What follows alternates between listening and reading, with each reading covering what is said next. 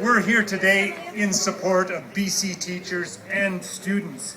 Behind me, I have Robin Langille, the president of Nunavut Teachers Association.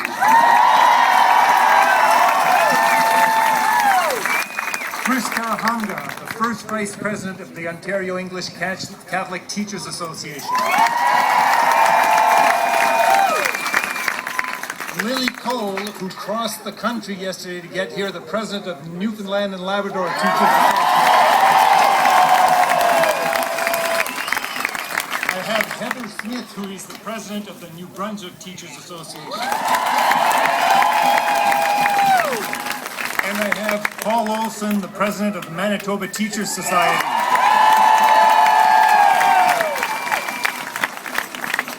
Brothers and sisters, governments all across Canada have been trying to fix the financial crisis on the backs of public service. And that is not right. All across the country, teacher organizations have been facing challenges. Challenges like yours, 0% or zero net mandate. You'll notice that Chris is the only one here from Ontario because they got slammed last week with the government's opening position on bargaining, which attacks everything, including pensions. But there is some hope. In Manitoba, they started off with a zero net mandate and they were able to bargain collective agreements with 2% and 3% increases.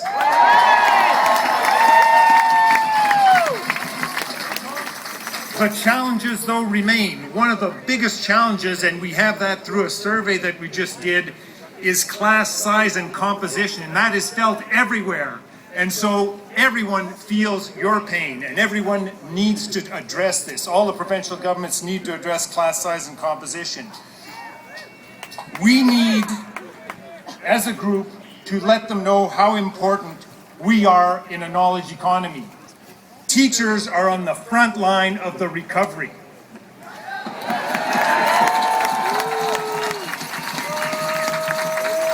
And in Canada, we have some of the best teachers in the world.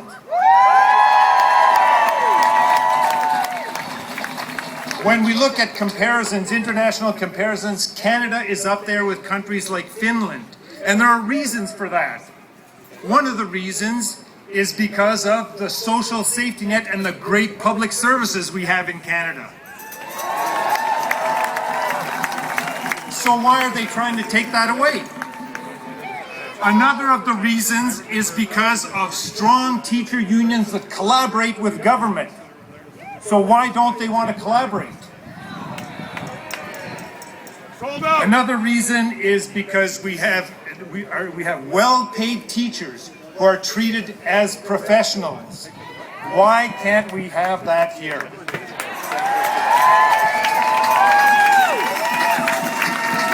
Brothers and sisters, you are important. Every teacher in Canada, the 200,000 that we represent, is firmly behind you.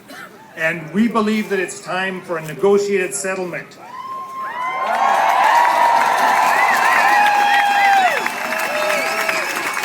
So, BCTF, you have our support. BC teachers, you have our support. And our friend Susan Lambert, you have our support.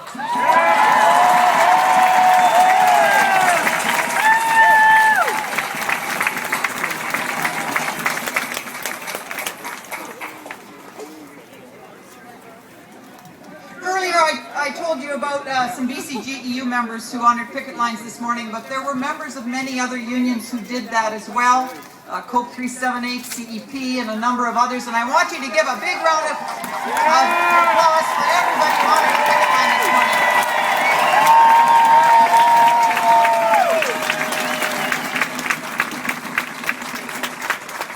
And I have a bit of bad news for the COPE 378 people. Your president says you can go back to work after the rally. So you know, I hope that's not recorded anywhere in case you don't. But.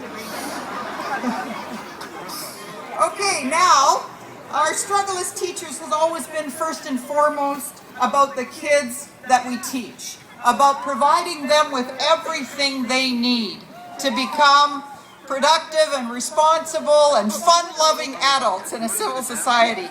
So it's appropriate today that we're going to have as our last speakers in the rally students.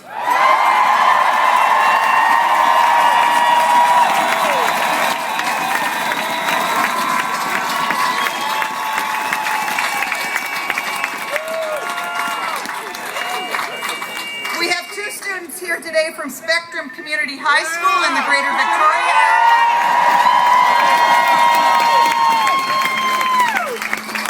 I see, like every school in BC, it's a great school.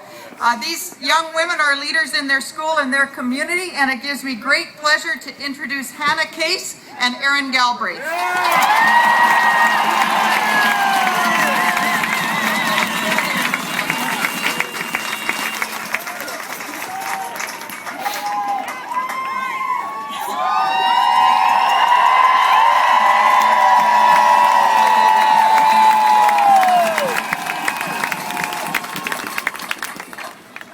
Thank you. We'd like to start by saying thank you to the teachers who do so much for us every single day. Really, what are students without teachers?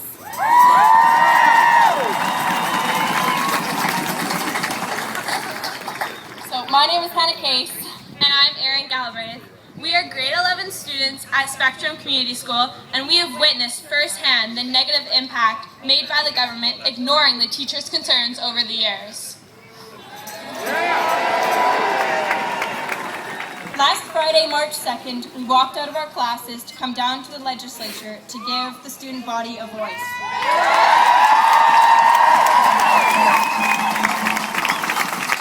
And that voice is saying, we support BC teachers.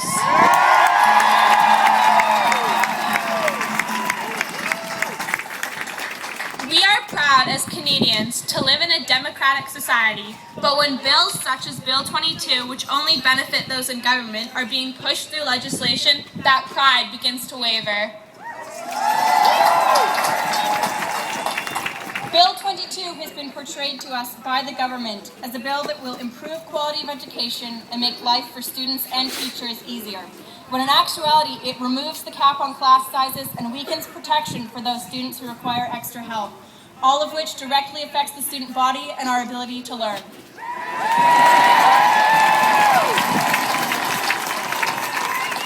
Bill 22 directly affects us and affects our futures, and yet we have had no say in the matter at all. It is time for the students to have a voice.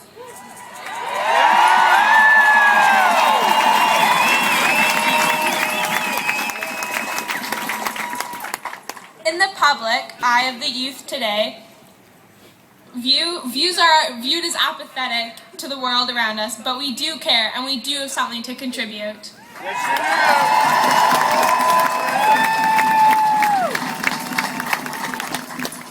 The future is coming up fast, and we want to be ready for it.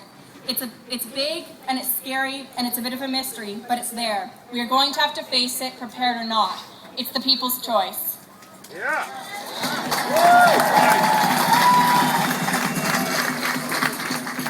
Better education leads to a brighter future, but if Bill 22 goes unamended, that future may not be so bright. An education system needs to be put in place that monitors class sizes and respects the right of teachers and students, also caring for those students who need additional assistance.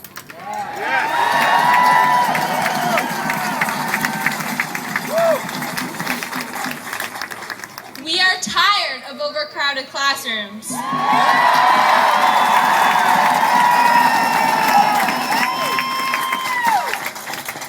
We are tired of having to share textbooks.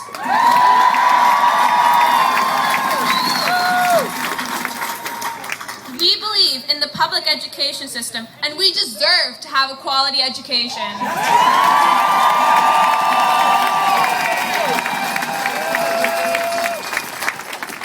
Bill 22 does nothing to help our situation, which is why we are asking the government to rethink this decision.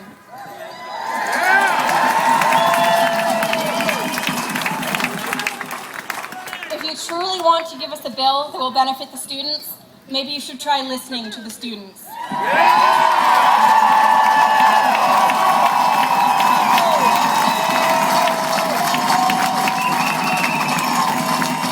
Again, thank you everyone so much, because we want to learn, and that's the reason why we're here, and that's the reason why you guys are here, to teach us, and we appreciate that so much.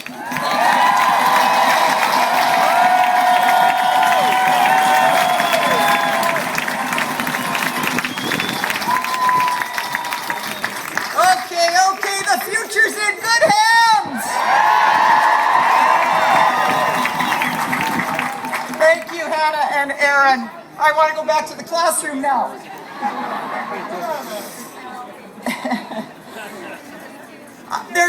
We decided on Friday morning to have this rally.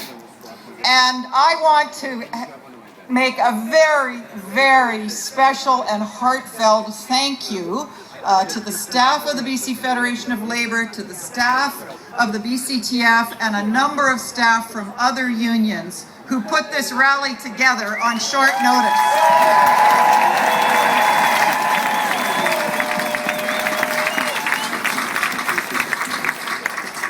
And most of them have either headsets or those really ugly vests they wear to, So you can thank them personally if you see them. You won't recognize all of them. There's a few of them who aren't wearing the headsets or the vests, but most of them are. And they did a fabulous job, and we call on them again and again, day after day, for endless tasks to forward the cause of the labor movement, and they always come through for us. So thank you very much to the staff who helped us with that.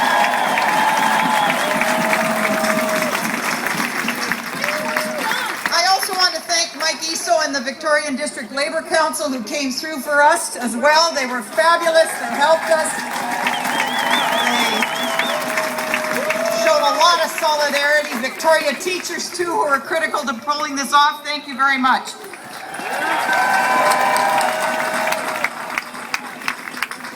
Okay, now we got to keep up the fight. As Susan says, we've got to continue to resist. This is what democracy looks like. We have to demand it every day. We have to fight for the kind of province we want. That's one where teachers are respected, where public education is respected, where healthcare is respected, where childcare workers are paid properly, where children don't live in poverty. And the list goes on. So we have a lot of work to do. That was a rousing speech, and now I realize I have an announcement about the buses, which I've lost, but I'll tell you because I remember it. The 5 o'clock ferry is full for foot passengers. If you have a reservation on the 5 o'clock ferry, go ahead as planned. If you don't, you can catch a bus across the street for the later ferry. So that's ferry information. Okay, now we're going to go out there and fight for everything we believe in, which was the list I gave you before. Thank you very much for coming. Bye.